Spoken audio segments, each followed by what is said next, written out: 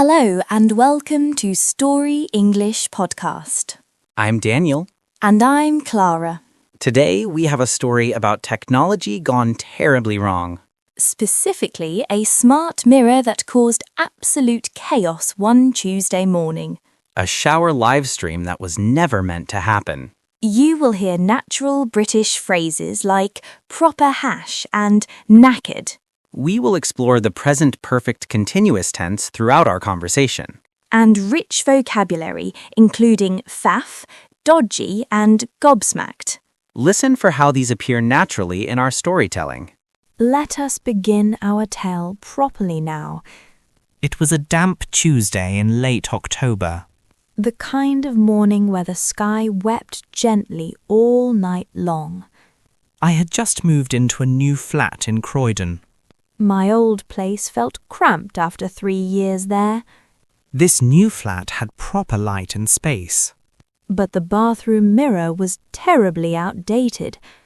It had this yellowish tint around the edges. Like it had absorbed every sad moment since 1985.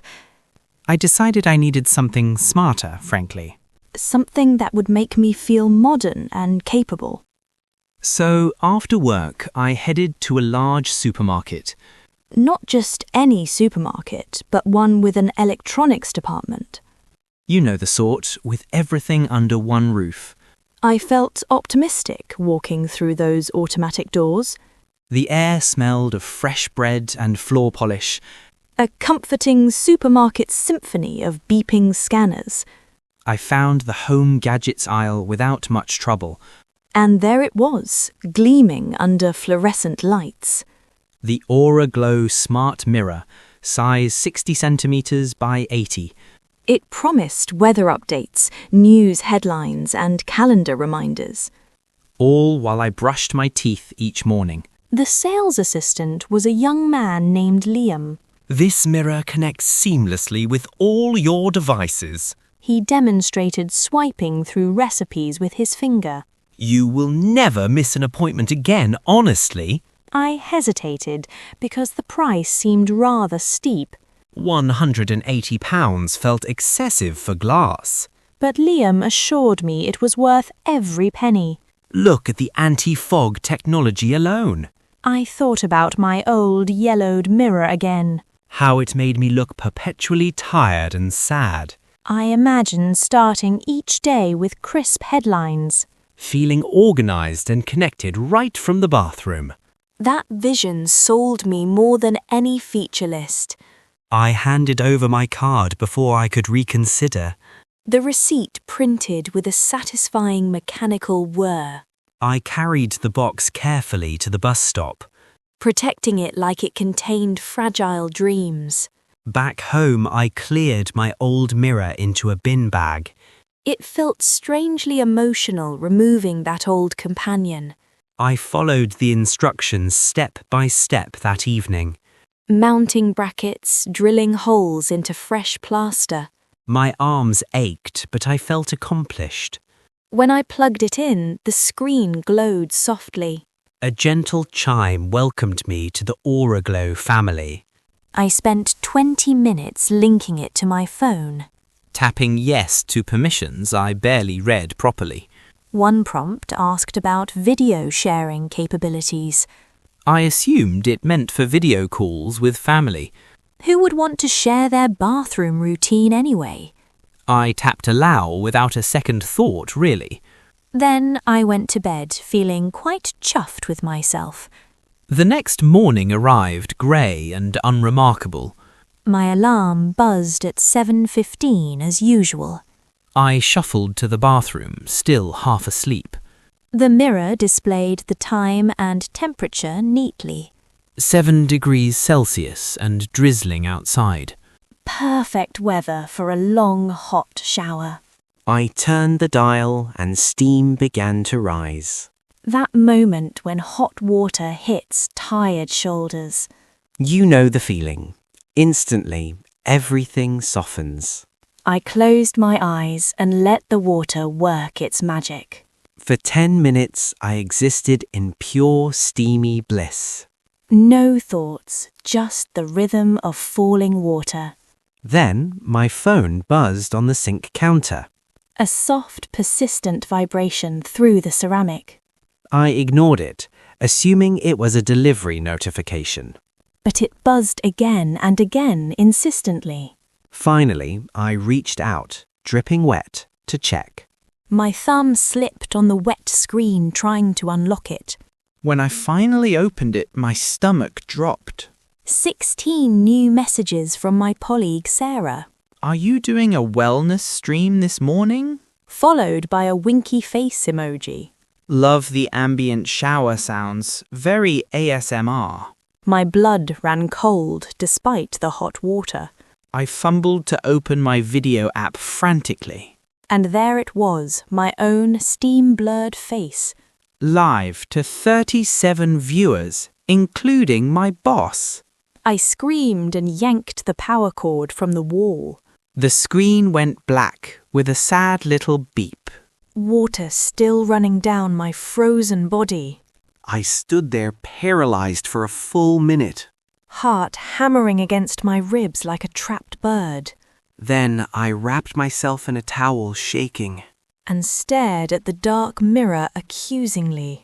How had this even happened? I whispered aloud. I opened my laptop, hands still trembling slightly. My video platform showed a stream called Morning Reset. Started automatically at 7:32 a.m. The description read, "Just living my best life." Which I definitely had not typed myself. The mirror must have triggered it through integration. I felt utterly exposed and deeply embarrassed. My first thought was to delete the entire account. To vanish from the internet completely forever. Then Sarah called my mobile phone directly. I considered ignoring it, but answered weakly. "Daniel, are you okay? We saw your stream." I mumbled something about a technical error. "Oh, thank goodness. I thought you had lost your mind." She laughed, but I heard genuine concern underneath. Mark from accounting actually said it was rather brave. I did not know whether to laugh or cry. After we hung up, I checked my notifications again. Someone had saved a 30-second clip titled Zen Moment. It already had 200 views, which felt horrifying. I reported it for removal immediately. Then I sat on the closed toilet lid, defeated. Steam slowly clearing from the mirror surface. "I have made a proper hash of this," I muttered. The phrase felt perfectly accurate in that moment. All because I wanted a smarter morning routine. I called the supermarket's customer service line. Waiting through 7 minutes of hold music patiently.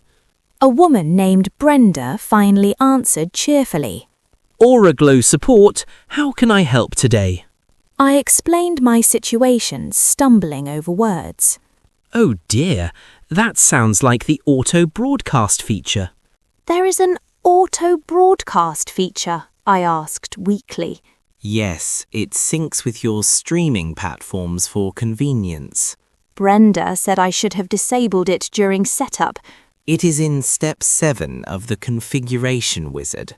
I had definitely skipped step 7 in my eagerness. Would you like me to guide you through disabling it now? I declined politely, saying I would manage later. After hanging up, I felt strangely calmer. The crisis was over, even if the embarrassment remained. I made tea and sat by the window watching rain. My phone buzzed once more an hour later. A message from my boss simply saying, "Coffee later." No emojis, no judgment, just human kindness. We met at a cafe near the office that afternoon. He stirred his latte without mentioning the incident. New flat, treating you well, Daniel? I nodded, sipping my tea carefully. Technology can be a bit dodgy sometimes. He said dodgy with such gentle understatement. My smart kettle once ordered 50 tea bags. We both laughed, and the tension dissolved completely. Walking home, I felt lighter somehow. The mirror incident became a story rather than a shame. That evening, I reinstalled the mirror properly. Reading every single permission prompt carefully. I disabled every sharing option available to humans. Then I placed a small sticky note on the frame. It reads, "Check settings before showering" in tidy letters. A humble reminder about digital caution. The next morning, I used it just for reflection.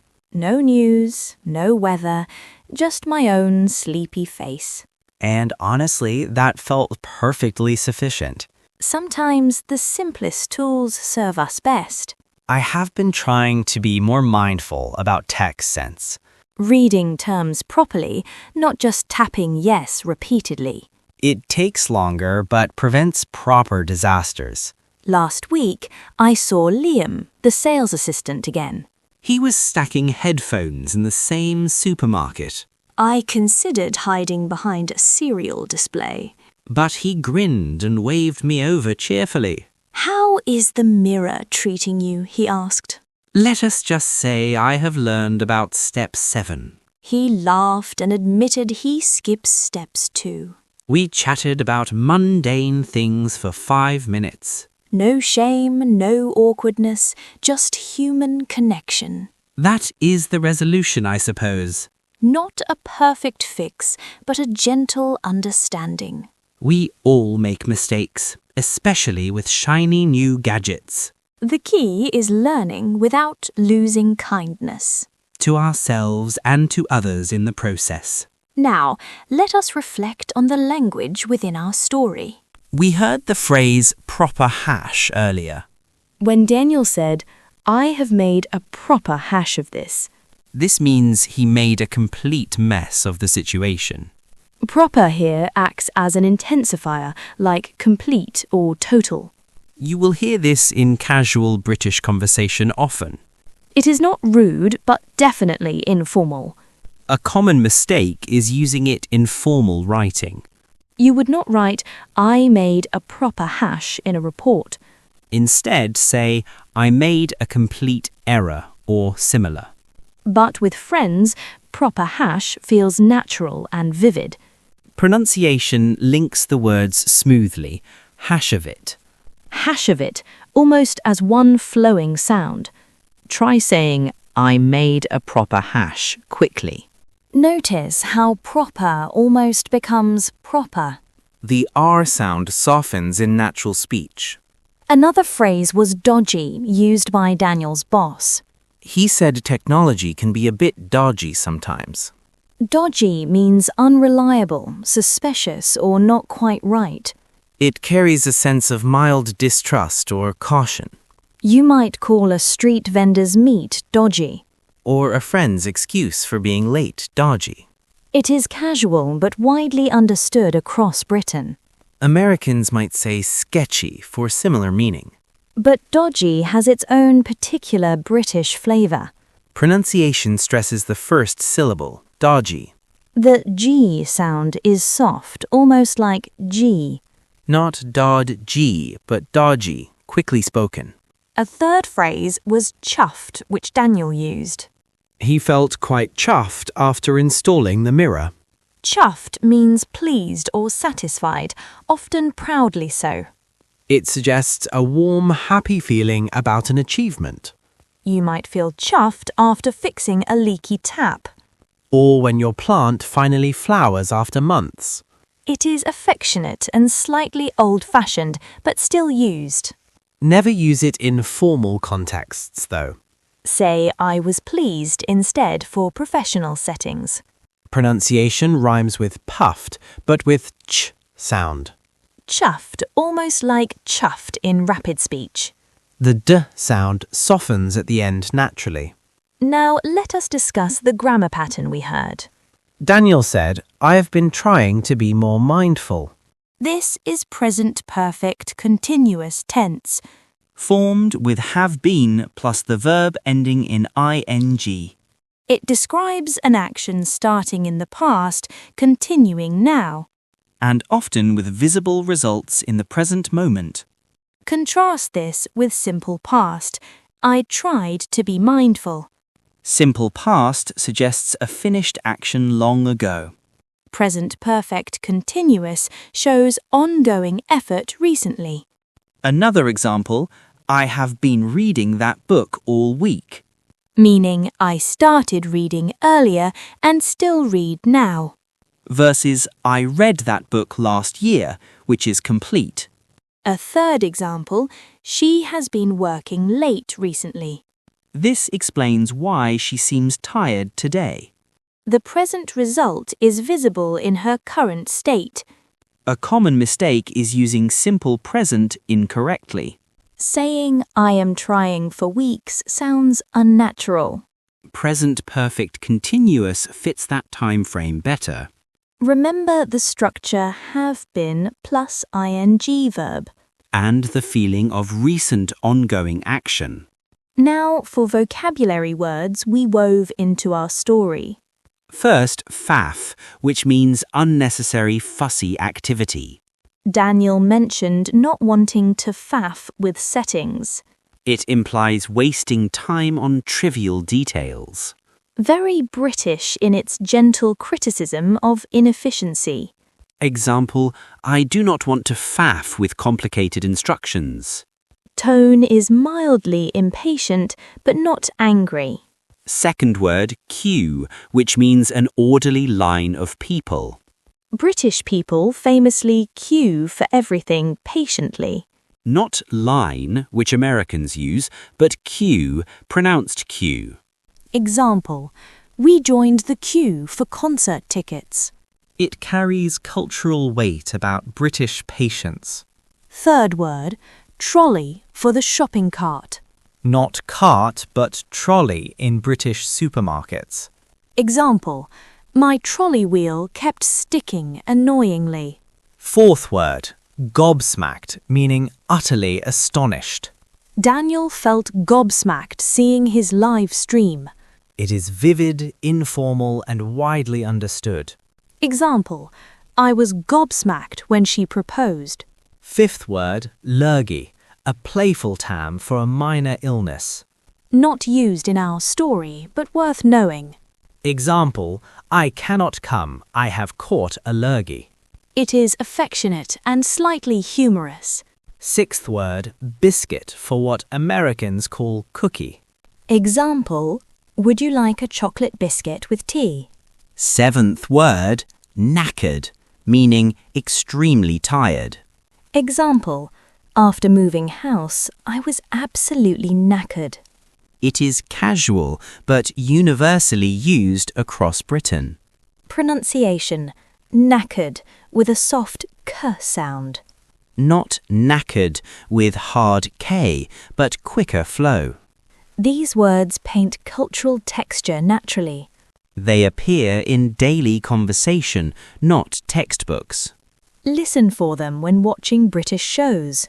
Or visiting supermarkets and cafes here. Language lives in ordinary moments like these. Before we finish, I have a small challenge for you. Try using one phrase from today in real conversation. Perhaps tell a friend you are feeling knackered. Or that you do not want to faff with something today. Notice how it feels in your mouth and mind. Then come back and tell us how it went. We read every single comment you leave us. Your stories encourage us to keep creating these episodes. If you enjoy learning British English through real stories, Please subscribe to our channel for weekly episodes. each one brings new vocabulary and gentle grammar. All wrapped in tales you might actually remember. Thank you for joining us for this session today. See you next time for another supermarket saga.